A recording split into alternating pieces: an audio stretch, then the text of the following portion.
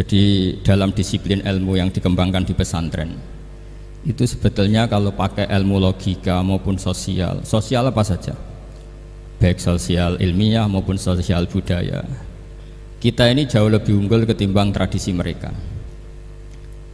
Misalnya begini, dulu di era Umar bin Abdul Aziz ada yang memberi gelar Khamisul Khulafa. Ini yang dikutip Mizan Kubro Imam Sa'roni. Beliau ngendikan begini, idza ra'aitum jama'atan yatanajawna sirran fi ma bainahum fi amri dinihim, itu fasyhadu anna dzalika dhalalun wa bid'atun. Jika kamu melihat satu komunitas tertentu yang bisik-bisik agama tapi di grupnya mereka sendiri tanpa melibatkan kelompok lain yang mungkin a'lama minhum, lebih alim, maka itu sesat, dhalalun wa bid'atun. Sehingga dulu itu sudah ada tradisi konsensus ilmiah. Konsensus ilmiah ini diputuskan oleh konsensus yang min ahlil ilmi, sehingga orang yang tidak ngalim itu ya konangan. Kalau sekarang nggak pati konangan, tahu-tahu ada orang nggak jelas juntrungannya punya majelis tafsir yang bisa saja cindil tikus itu halal, hanya karena berdasar dalil, misalnya kula ajitu fima uhiya ilayya muharraman ala ta'imi yat'amuhu ila yakuna maitatan aw damam masfuhan aw lahma khinzir, sehingga dianggap yang halal itu banyak, yang haram hanya 3. Saya pernah ketemu di antara mereka, tanya, apa betul Gus Bak menurut Islam begitu? Terus saya baca di antara ciri Nabi itu yang ada di kitab Taurat dan Injil itu wa yuharrimu alaihimul khobais.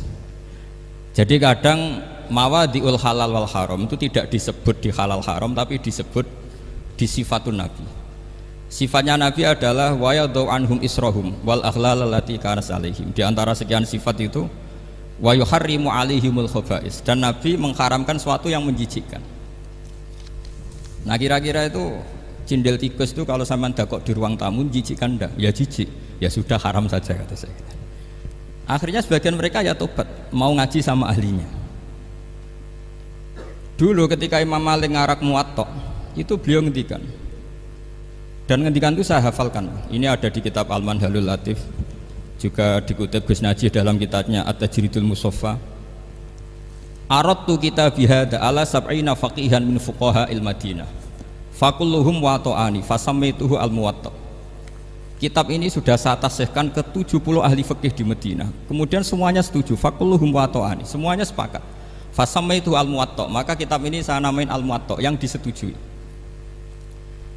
Sehingga kita tidak boleh menjadi orang-orang alim humul sendiri dewean terus dikultuskan santrinya, serambutnya gondrong, terus muridnya jari dulang Nabi Khidir, terus klambine kok kali Jogo itu, terus terkenal wali itu. Ini kalau kita begitu bahaya. Makanya saya senang model pendidikan Anwar, ilmu itu dikonsensuskan, siapa yang alim di takrib, di mu'in, ada debat, ada macam-macam, sehingga yang terbaik baik secara ilmu maupun perilaku dituakan.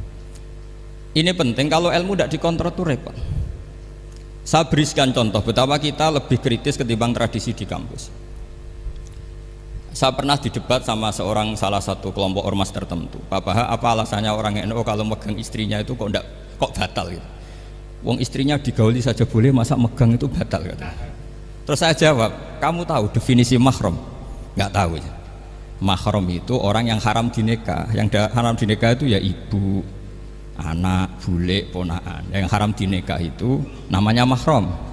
Justru istri itu namanya ajnabiyah, orang lain, makanya boleh dinikah. Jadi statusnya istri itu orang lain, ajnabiyah, sehingga boleh dinikahi. Kalau mahram malah nggak boleh dinikah. Mereka akhirnya sadar, oh ternyata selama ini keliru, membahasakan istri mahram itu keliru. Ya terus akhirnya dia jadi Syafi'i dadaan tadi. Pernah juga ada seorang kiai yang kepikiran mau mengharamkan atau menganggap ada fidah kalau orang haji itu rokok. Rasanya kalau kata pakar-pakar Kuwaitar itu cengkeh itu wangi. Kalau cengkeh wangi berarti kalau haji rokok itu artinya pakai apa? Wangi. Itu hampir saja deal. Karena ya memang cengkeh itu wangi. Kemudian diingatkan sama kiai yang lain, Anda berani fatwa kalau orang Jumatan sunat ngerokok karena pakai pewangi? Terus dia, wah iya ya, enggak jadi. Jadi ini pentingnya ilmu itu konsensus. Sehingga saya bicara di sini pede bukan karena saya merasa benar, enggak, kan nanti ada yang nasah ini. Kalau benar ya sampean dukung, kalau salah ya tinggalkan saja, biasa saja. Karena kalau sampean sama-sama tadi saya sudah bilang tahta topkotin wahidah, kita tahta syekhin wahid, tahta mursyid wahid. Saya pikir ilmu saya dan sampean ya undi lah. Kita beda jauh kan dengan Gus Naji karena beliau alim, bisa ngarang kitab banyak. Kalau saya jenengan kan ya sama-sama nggak jelas gitu ya, sudah pokoknya santai-santai saja. Pokoknya rileks saja. Yang jelas saya datang ke sini itu mau cerita kebanggaan saya sebagai orang pesantren, produk pesantren kalau kata Gus Barak tadi. Di kampus itu saya berkali-kali ketemu doktor, profesor, dan mereka umumnya itu orang-orang yang galau, yang gelisah. Dan lucunya itu mereka memposisikan saya sebagai penasihat. Karena apa? Memang ilmu pesantren itu unik. Ilmu yang bisa menjawab problem apa saja. Mereka misalnya tanya begini, Pak Bahak, saya ini orang kampung, yang bapak saya itu utun kan, utun itu lugu, bisa menjadikan saya doktor, saya jadi dekan, saya jadi rektor. Tapi setelah di kota dengan sekian ilmu yang saya pelajari dari Eropa, dari Amerika, sekedar anak saya tidak narkoba itu sudah susah, kok ranking nggak dengar anak saya ditangkap BNN itu sudah seneng saya.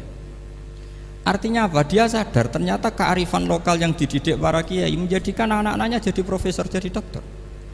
Tapi dengan ilmu kedoktorannya orang menjadikan anaknya ranking itu susahnya bukan main. Karena nggak ada kearifan. Ilmu yang mereka anggap adalah dianggap ya, tentu tidak hakikat, eksak. Eksak saja sebetulnya tidak juga subjektivitas mereka. Misalnya begini, ini contoh sekian. Pernah saya lomba cepet-cepetan matematika. Kalau saya kan pernah dimintai konsultan sebagai badan Basnas Nasional. Mereka kalau ngitung ya zakat tijarah itu 2,5%. Mungkin zakat ziroah berapa? 10% atau 20%. Kangkang yang di sini tak pikir itu mesti bingung karena gaya porogabit itu mesti raiso. Dan mereka tak tantang, coba jenengan bikin porogabit, saya pakai matematika pesantren. Itu cepat saya. Karena matematika kita adalah matematika ummi. Ummi itu orang Arab, ummiyin. Gak usah diterjemah apa, sudah ummiyin saja. Ummiyin itu keibu-ibuan lugu. Jadi kalau nggak bisa itu ya terlalu. Misalnya 2,5%, kalau kita bilang kan rubul usur.